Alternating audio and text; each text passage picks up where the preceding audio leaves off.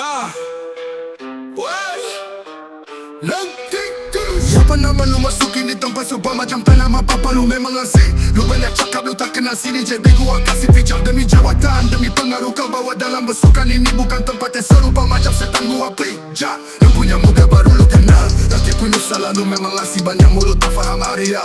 Lu datang sini jadi gua langgar, kasih rasa trauma. Demi jawatan pengaruh kau serang macam hantu Hindustan. Bermain kotor dalam geng, ini bukan tempat kau bangsa. Ya, lu kata berani tapi muka pucat, tegak kering panik. Berpijak semua yang datang, setan pun takut yakin.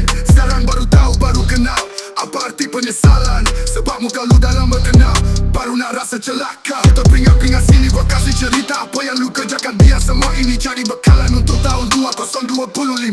Masa mat berharga gua, story lu punya kisah lu dengar. Lu hadam jangan sampai muka lu pecah gua hantar. Lu alam bazar, lu jangan buat tu lupa ini JB bukan lu punya di pejabat. Lu rasa kuat di gelanggang, kau tadi yang cakap belakang. Kau memang pandai depan-depan, kau semua hitam bangsa. Pada tahun 2024 kau pakai-pakai nak rembat.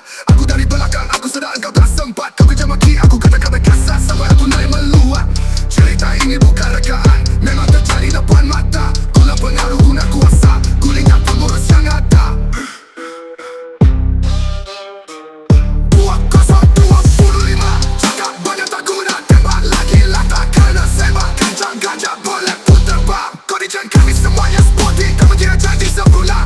Dalam kawan inilah tempatnya yang terkis sentiasa terbuka. Apalagi pakai register, susah sangat online pun kami ada. Kami mengucapkan selamat tahun baru 2025. Biar terkis terus percaya dan sayang kamu semua.